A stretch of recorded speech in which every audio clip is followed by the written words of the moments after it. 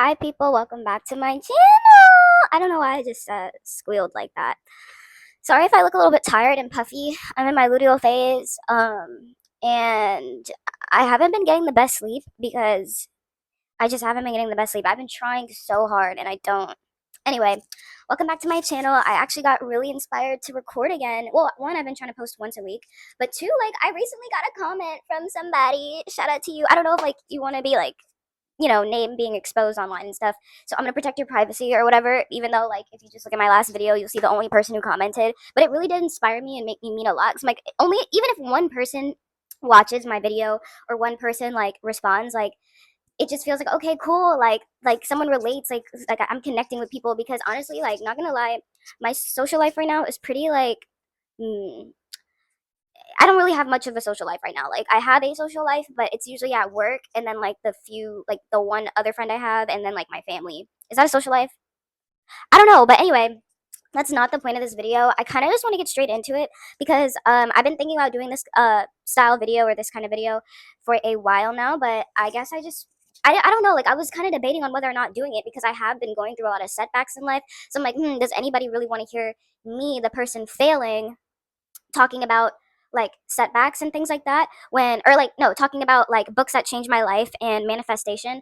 But I'm gonna be real with you, like yes, I've been going through things and yeah, I haven't like life hasn't been necessarily the easiest, or I've been taking a lot of l's recently. I also take a lot of w's, but I've also been taking a lot of l's, and that's okay. Like I'm making this video because I want to talk about books that changed my life and just books in general that I have in my collection. I guess this is me trying to connect with the people who are also into books, self-help, and like reading and just like expanding your knowledge on things and expanding your mindset. Yeah, the thing is though, I'm not in my self-help journey anymore because one thing you will notice, and I'll actually make the connections with the books that changed my life in this video. One thing you start to notice once you start reading a lot of self-help books, they all kind of start having the same message, or you'll start connecting the dots on how like it's all about having that same mindset. So that's why I want to might make this video for anybody who might like, just because I've already been there done that with the self-help thing, not everybody is has been there done that yet, or some of you may still be going through your self-help journey because there's really no real time or perfect age or like no set point in when someone could go into this journey. Everything that I'm going to be talking about today are all things that I have pretty much sought out myself. Like my mom or like my dad, like no one's really taught me about some of this stuff. Well, I will say that I do actually have some of my dad's books from college. Like I went through his like old college memorabilia in my grandmother's basement one time, and so I kind of took some of his stuff. But yeah, this is pretty much just going to be talking about self-help books, mindset books, things that can help you just elevate your thought. And like let's say you're down and you're feeling like what's the point of life, you may be feeling a little nihilistic. I feel like you can easily pull yourself out of that if you want to escape that by exploring the ideas and topics of these books. And you don't even have to read these books. I would say if you're not a big reader, you could also audiobook some of these, because I actually don't have the physical copy of some of these because I've actually listened to the audiobook instead, which I think is totally like, honestly, one, you can multitask doing that. You don't have to sit down and like read, like, I do read certain books, but there's certain books where I just like, the older I get and the more things I have to do, like I find audiobooks very helpful. Like you can like be driving and listening to, like doing your commute to work and listening to an audiobook. That was like my favorite pastime to do. Like I don't know. So I'm very big into books. I really do like reading and learning. Yeah, so I'm 5 minutes in. I guess let's just go ahead and get into it. Like what else more do I need to say? So the first book, I guess I'm going to start with the books that changed my life. The first one we're going to talk about is Atomic Habits by James Clear. I'm also going to be inserting photos either over here or over there of like the book cover, so you can go ahead and look it up yourself if you want, or you could just hear me talk about it. And what Atomic Habits taught me, or actually, and I just want to tell the story about this. So I have a very wealthy, successful uncle that lives in Atlanta. He was like one of the people who helped like invent the cloud or something. I feel like that sounds so like, what is the cloud? I still, even though I'm like Gen Z, like what is the cloud? I don't know, but he like helped develop the cloud. Like he's like a tech guy, and he like sold, and like he built up this company with somebody and then they sold it. But when I was in college, they were doing this like success program. Like they were kind of doing like, they wanted to start doing these classes to like help, I guess, like young professionals figure out what they want to do with their life, like help them, like succeed in life. So I was in college at this time. So he reached out to me and my other cousin, and he had us do this course. Now, this course wasn't like public or anything. I think they were just kind of like using us as like guinea pigs or whatever. And one of the first things he told me to do in the course was to listen to this audiobook. He paid for the audiobook and then he sent it to me on the iBooks or Books app on the Apple Books app, and I listened to it. And honestly, it really did change my life. And honestly, I really feel like all the books I'm going to talk about right now have like I've implemented and like I've definitely seen why I am where I am versus where I could have been if I didn't read these books. So lesson one is small habits make a difference. So what's good about this is like you don't realize like every day when you're doing things like brushing your teeth and taking a shower, you don't realize how that builds up every day, and that's why you smell good. Or I don't know if that's like a good analogy. But I would say like it's kind of like this. Like the small things add up. Like you don't have to like when you think about your goals, you don't have to think about the big picture and all encompassing on how you're going to get there, but it's kind of it's just easy to overestimate and overcomplicate things. But if you're just trying to improve yourself by 1% or just a little bit more, you'll realize that you'll start to like it kind of creates a snowball effect to eventually you'll get to that bigger goal, or like those habits create bigger ones, or that it just creates something stable. It doesn't matter how successful or unsuccessful you are right now. What matters is whether your habits are putting you in the path towards success. And mind you, I'm reading some notes.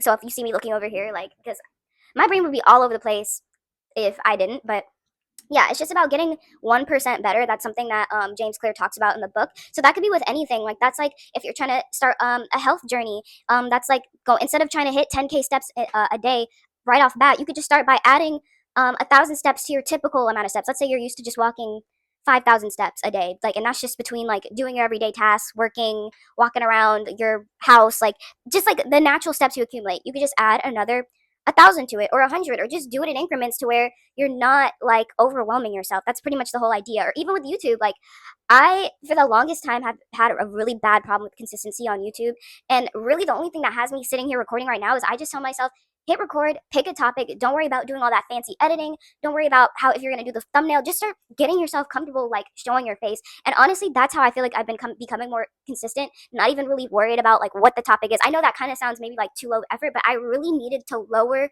the barrier at the entry as somebody who has not been making YouTube videos for a long time, just to get myself to do it. Instead of thinking, oh, I need to have this video idea, I need it to be high quality production, I need this and this and this and this. It's like, okay, no. All you need to focus on is hitting record and just talking. Like honestly, I know that sounds so like simple, and it's like, oh well, what's the point of making it? Well, you have to start somewhere. Okay, I'm gonna move on because this video is gonna be fucking forever. Forget about setting goals. Focus on your system instead. So instead of being like, oh, I want to have a new car by the end of this year, you should focus on the system. I need to, and the system of that would be saving the money to get the car. So instead of saying, oh, I'm going to buy the car by this time, you're going to be like, I'm going to save $5 every single day, or I'm going to do X, Y, Z every single day. That's how I got into this apartment. I had to save. I wasn't thinking, oh, I need to start looking for apartments and I need to, no, like you have to start with, okay, like what's the system that's going to get me there? Or it's basically the systems are about the process that lead you to those results. So it's focused on the process, not necessarily the goal, which we all heard before. And then build identity-based habits. So the key to building lasting habits is focusing on creating a new identity first. Your current behaviors are simply a reflection of your current identity. What you do now is a mirror image of the type of person you believe that you are, right? So let's say, for example, I'll use myself. I believed for the longest time that I am a stoner. I'm a stoner. Like how can I go a day without smoking? I'm a stoner. How can I unwind at the day like without my ganj? I'm a stoner. Well, in order to get rid of that habit, I had to tell myself I'm no longer a stoner. Like that's just not who I am. So you kind of, or like for example, if you want to be a health nut or a healthy person, like, and let's say you're out and about and you're like, for example, when I'm door dashing and delivering food and Uber Eating or whatever, and like picking up orders of food, but I'm a healthy person. Do you know how many times where I smell like pizza, wings and stuff like that, or like I'm going into a CVS and I'm having to do a little shopping and I'm seeing all these snacks? Literally, like sometimes like the way I stop myself is I'm like, well, I'm a healthy girl. Like that's not even like that's not a part of like what I do. I don't just like buy pizza and like no. Like I mean I do eat pizza and things like that, but it's like more regimented. But like in order to not let those thoughts win, it's like no, but our girl, like you're not one of those people who just eat pizza on a regular. Girl, no, you want to go home and make your little Chipotle inspired bowl, your little salad, your little greens and protein and like I'm such a balanced eater, like that doesn't even fit me. Or like, oh, I'm an active person, therefore that's the reason why I'm about to go. Like you just gonna have to embrace the identity. I think I'm getting the point across. So you're deciding the type of person that you want to be, and then you're proving it to yourself with the small wins, right? um and so you could build better habits, pretty much. Honestly, I'm gonna stop with this book because I'm already 13 minutes in. But when I tell you Atomic Habits will really break that thing down, like I'm not trying to like do a whole summary of the book. I just wanted you guys to understand how building habits work, I guess, or like how that one is like a really big one. Like if you start learning how to build habits, like it'll change your life. Like it really will. It's not even about being good perfectly tomorrow. Like you're gonna mess up your like it's not gonna be perfect. It's just the effort that you put in, and that's the whole thing about failure. Failure isn't really failure, or like failure is the only way that you're gonna be able to be successful. Who do you know who's successful that hasn't failed? Like I don't think that's a real thing where people I can tell like some people are like, "Oh, it's easy for you to say because you have this and this and this." No, it's not easy for them to say. Like any YouTuber you see that's successful, any rich person that you see, unfortunately, yes, we like to think that things are just handed to everybody, but no, if it was easy, everybody would be rich. Everybody would be an influencer. It's not like necessarily, or it's not even that it's not easy. It's just like it takes consistency and it takes habits. At the end of the day, regardless of things being easy or hard, it really boils down to, are you consistent? Like consistency is such a key thing. Okay, this is another one that I actually think I read on my own. No one put me onto this, but this is when I was kind of doing a little bit of soul searching in my life. The book is called The Seven Spiritual Laws of Success, and I actually have this book in person. Give me 1 second. I actually have this book. It's called Seven. Can you see that? The Seven Spiritual Laws of Success, and it's by Thich Nhat Hanh, I believe. Is it by Thich Nhat Hanh?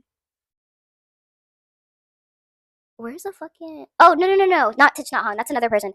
This is by Deepak Chopra. Hopefully I pronounced that correctly. But it's so small. It's a very short read. I would say if you're not a big reader, start with the small books first. Like this book, you could read in a day. Like literally, it's. I'm telling you, this is not even that long. It's 83 pages. I actually even have this. Now let me tell you how serious I've been about this one. This one has been like if you're not religious and let's say you're spiritual, this is a really good guide just to keep in the back of your mind every single day. I'm gonna show you. I'm gonna pick up the camera and show you. Like I've written this little like on 3 pieces of paper. I've written this. I want to say like 3 years ago. Look, I literally I everywhere I live, I always put it on my wall. It's literally the seven spiritual laws of success. Like literally, I just have it there. Sorry, I just have it there as a reminder. So the first one is the law of pure potentiality. Taking time each day to be silent, to just be. Now, I don't really do a lot of meditating, I'm not gonna lie, but I do kind of use walking as a form of meditation for me. So when I do my daily cardio, that's when I'm just being and like taking time to myself. So it's pretty much just saying spending 30 minutes in the morning and the evening, just having that time to sit. Now, I'm not even gonna act like I do that every day. I don't.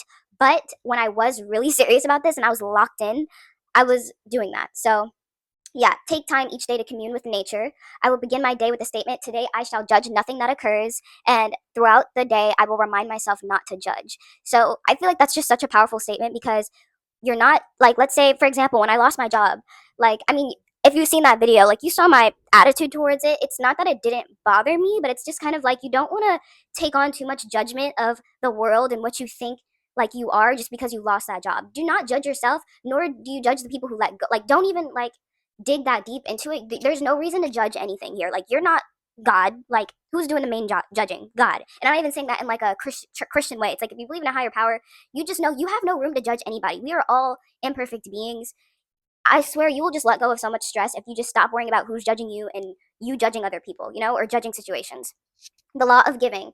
Wherever I go and whoever I encounter, I will bring them a gift, a flower, a prayer, a compliment. Today, I will give something to everyone I come into contact with, and so I will begin the process of circulating joy, wealth, and affluence in my life and others. This is just kind of like the give back concept. I'm pretty sure you all hear it, giving back to your community, and that doesn't even have to be monetarily. I think I definitely do this, especially with like compliments or just like holding the door open for somebody, and like not even like fake compliments. Like if I genuinely like something on somebody, like make somebody's day. Like be like, hey, like like everybody gets up in the morning and people put like effort into people love putting effort into their look or their hair or like their like whatever it is. So when you point that out to somebody, like you'd be surprised what connection you could possibly make with somebody just by giving them a compliment. And it's not even like, again, don't force it, let it be genuine. But like just like how I like to get compliments, especially being a Leo, like that stuff makes my day. Like if you give somebody a compliment, like you're just spreading the love and it feels good. Like it makes you stop thinking about all the doom and gloom of things, just spreading love. I sound like such a hippie, but it's true.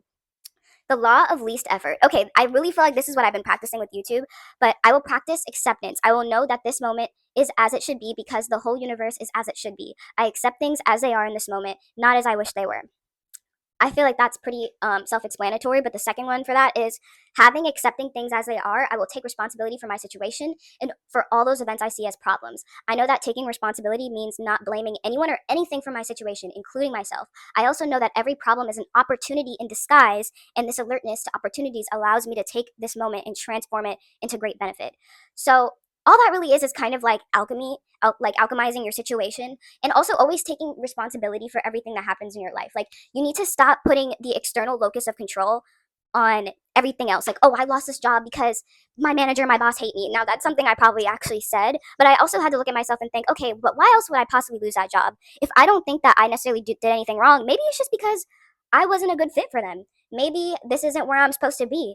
And I'm going to take that responsibility and go figure out where I deserve to be. That's why I feel like it doesn't matter what else you take. Like, let's say you lose a friend or you just lose something. You have to take responsibility. Let's say you get in a car accident.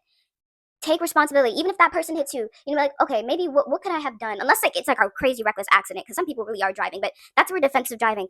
Was there something I could have done to avoid this crazy ass driver? Like, kind of thing. Like, yes, you're basically getting used to kind of taking the blame and just seeing what you can either learn from it or what you can do to flip the situation and what opportunity it's presenting you. So as soon as I lost my corporate job, I realized, oh, you know what? Maybe this is giving me the opportunity to explore other paths in life. Like, I don't know. Like, it's just I feel like I'm making it such like a matter of fact thing, but it just kind of is. Like, you really have the choice when it comes to mindset to choose how you're going to look at things and how you want to go about things, you know? Like, you don't, yes, you can go through your emotions. I'm not telling you to be numb to everything and not be sad and angry when things happen. Yes, you can, but you it's really good to circle back to these seven spiritual laws of success that I'm talking about, because it just kind of grounds you in a way. Okay, the next one is the law of intention and desire. I will make a list of all my desires and I will carry this list wherever I go. And I will look at this list before I meditate, before I go to sleep at night, and when I wake up.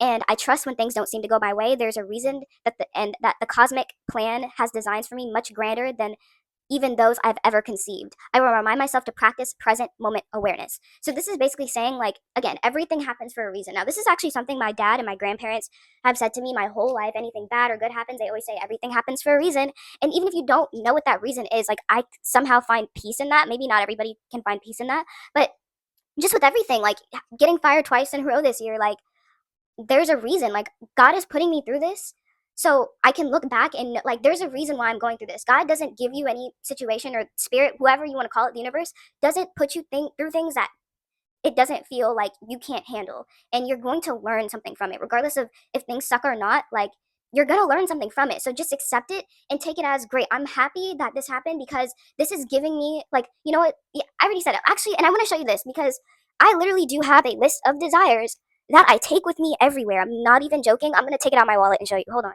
So this is my wallet. It's Vivian Westwood. Manago with the cash go. Okay, what? No one knows. If you don't understand that fake manga reference, I just heard like the beat in my head when I said that. Because Manago, and I think they're also from the same area too, South London. Anyway, that's not why I pulled this out. I just wanted to show you guys my list that I keep. I literally rip every time I do a list, and mind you, I've rewritten this list. Like, this is not the very first list I have, and sometimes I tweak it, I revisit it. I actually haven't opened it in a while, but it's because I've written it down so many times. I don't need to see it. But like, again, like when I was locked in, and if I ever need to get locked in again, or I feel like I need to remind myself, I have it on me at all times. Even just sometimes looking at the paper, it reminds me. It just says read me. And what I do, you don't have to do it this way, but I have a journal. I always write it on my journal paper because for some reason it makes me feel like it's more manifesty. But I swear to you, this is how I got the apartment that I'm in, my new car. There's so many things that I have like done with this method that's actually manifested. Now, not everything in the list has manifested yet, but there are a lot of things where I've had to rewrite the list because, bro, this is probably like the most powerful thing I've done. Like, and this method is actually shown across several books. I haven't even gotten into all the books, and it's already 25 minutes in. I might have to do a part two because this is taking forever. But this is my list. I don't really want to show you exactly what's on it because it's for me. But yeah. Okay, so I'm gonna try to run through the rest of these laws. I've done like 4, so there's only 3 left. The law of detachment. This is my favorite one because like I really embrace this one because it's easy for me to detach low key. But I will allow myself and those around me the freedom to be as they are. I will not rigidly impose my idea of how things should be. I will not force situations on problems, thereby creating new problems. Solutions will spontaneously emerge out of the problem. Or this is what it says. In my willingness to accept uncertainty, solutions will spontaneously emerge. So, yes, okay, sorry. Accepting uncertainty, solutions will spontaneously emerge out of the problem, out of confusion, disorder, and chaos. The more uncertain things seem to be, the more secure I will feel. Now, oh, because uncertainty is my path to freedom. Now, this is something I'm literally practicing right now. Like, ever since I lost my job and I literally have an apartment. Like I've been saying, if you've watched any of my videos, I've been saying, bro, I don't know how, I don't know where I'm gonna be able to provide for myself. Yet I'm still in this bitch. Like I lost that job in January. I mean, obviously I've been working on and off since, but I haven't really had like a very stable job since then. I've been working like part-time jobs, odd jobs, gigs, whatever, but I've been making it work, and it feels like the universe just gives me the solutions. I swear, I know it sounds crazy, but the more you accept that nothing in life is guaranteed, especially now in this economy and this workforce, like, this is not the 1950s. You can't just go to a corporate job and work there for the rest of your life and get all these benefits and social security. Social security is done, girl or boy or whoever's watching this. Like that's done. So there's really no like security anymore. So you might as well just do what you want and accept uncertainty, because you're never gonna have that certainty feeling that you want. Just get comfortable with being uncomfortable for real. Like anyway, the wait, 1, 2, 3, 4, 5, 6, 7. I skipped one. The law of karma, cause and effect. Today I will witness the choices I make in each moment. I will know that the best way to prepare for any moment in the future is to be fully conscious in the present. What are the consequences of this choice that I'm making? So you could apply that to literally anything, like again, health journey. If I eat this pizza, will I feel good afterwards? No. If I eat this banana, will I feel good afterwards? Yes. Kind of thing. Like it's pretty straightforward. If I cheat on my girlfriend or boyfriend, will I feel good? No. If I go to the gym, will I be happy with the results? Yes. If you just think about that on a daily basis, I'm pretty sure you'll start making better decisions. Kind of like smoking. If I quit smoking, would this probably help my life? Yes. If I continue to smoke, will anything change in my life? No. It's very like easy, you know? It's very easy. I will pay attention to spirit within me. Oh, this is the last one. The law of dharma, or purpose in life.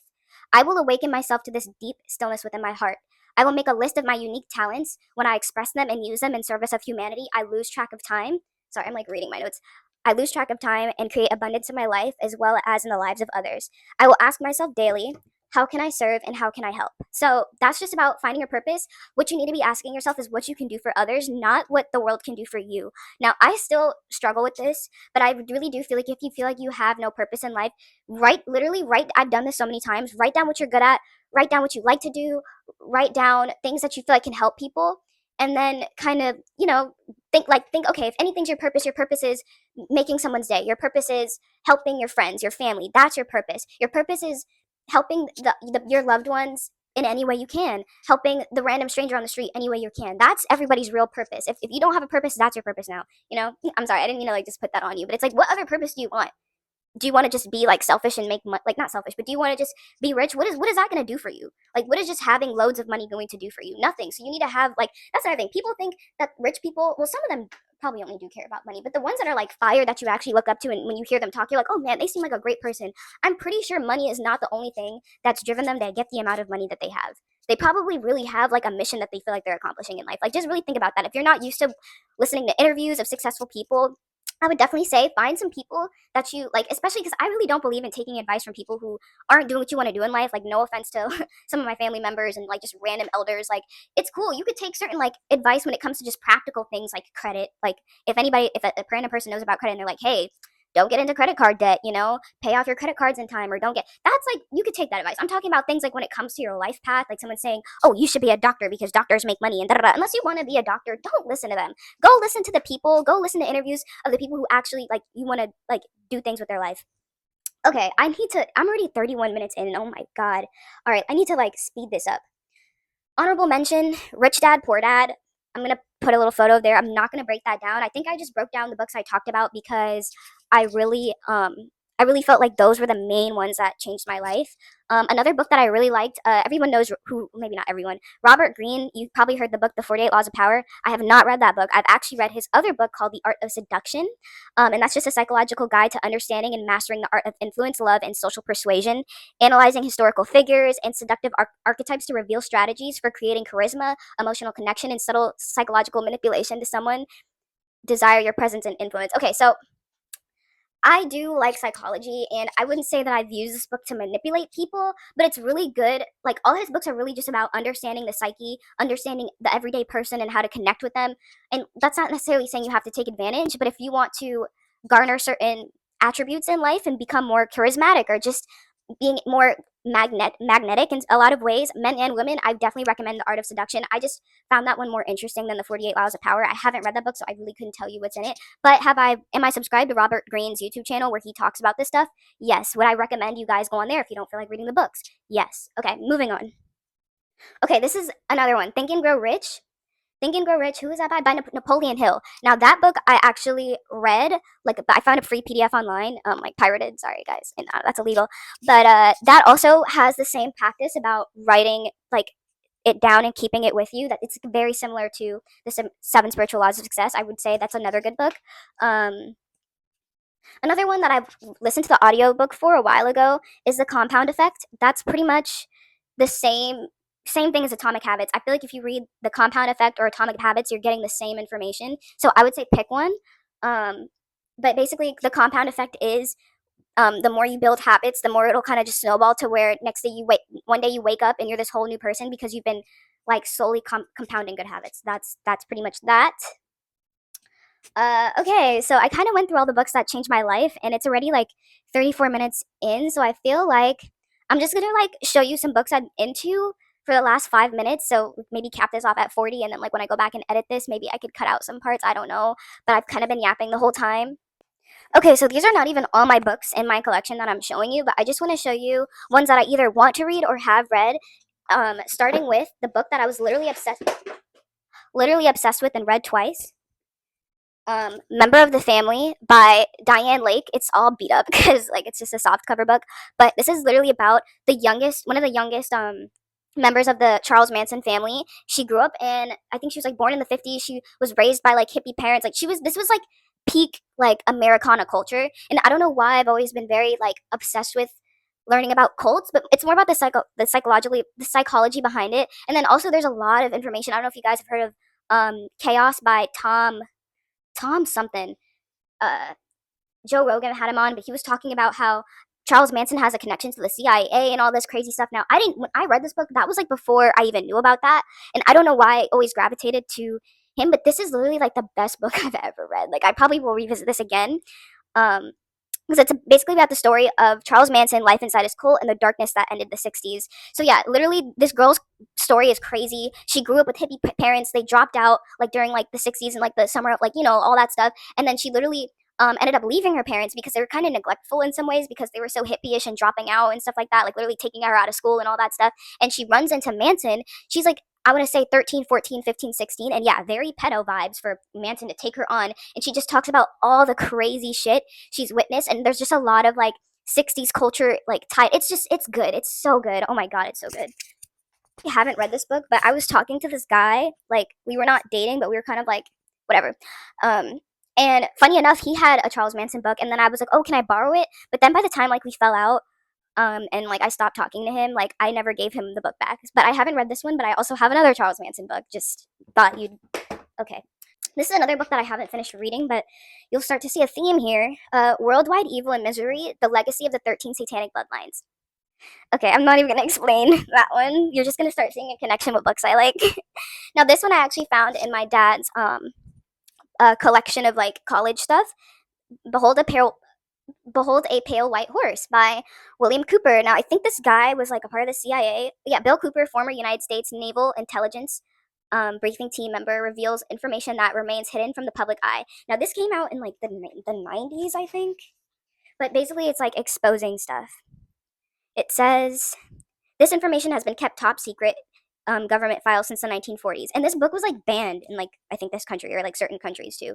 Anyway, this book I also probably will never read, but I also got this from my dad's collections, and to me it explains why my name is Isis. The Isis Papers. My dad was into some weird shit, I swear. I mean, apple doesn't fall too far from the tree, I guess.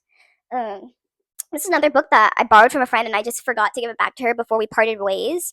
But I'm pretty sure she doesn't care. It's The Catcher in the Rye. This is also very entangled in like weird conspiracy theories. I still have not read it yet, but this is like a classic I feel like I need to eventually read. So I have that. this is another book that's actually like more of a recent book, a newer book.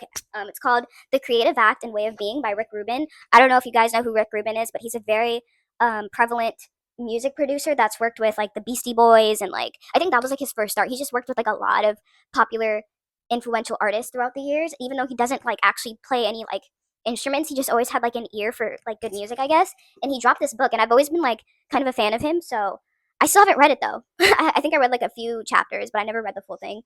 Um, oh, this is another book that I bought for the Hysteria, but I still haven't read it. I watched all her interviews, but it's Jeanette McCurdy's I'm Glad My Mom Died, because I I'm not even gonna go into that. I just thought it was interesting. Um, and then Peace is Every Step by Thich Nhat Hanh. This was the author I was getting confused with when I brought up the Seven Spiritual Laws of Success. And then I also have The Alchemist, but I also never finished reading this book. I think I went through like a few chapters, but this book I got because I've heard so many people talk about it, but it didn't really grab my attention that much. But it's a beautiful book cover. Let me see if I could get a thumbnail. I'd prefer it to be this one though, because this is the best one. But you can't really see the text like that. Okay, I'm gonna end the video here because now it's going on 40 minutes and I still have to edit this and somehow upload this onto YouTube. So thanks for watching if you did. Hopefully I didn't ramble on too long and that this was like actually useful information to somebody. I really do think I was talking about like real things, but if anything, I may even like cut out some of the explanations for the first few books, but I just feel like those were the most life-changing books. But yeah, thanks for watching. If you watched all the way to the end, like let me know by like dropping your favorite emoji. No, I don't know. Just tell me your thoughts. Tell me if you've actually read any of these books. Tell me if I've gotten you interested. Just any thoughts at all. But I love you. I love you. Why did I say it like that?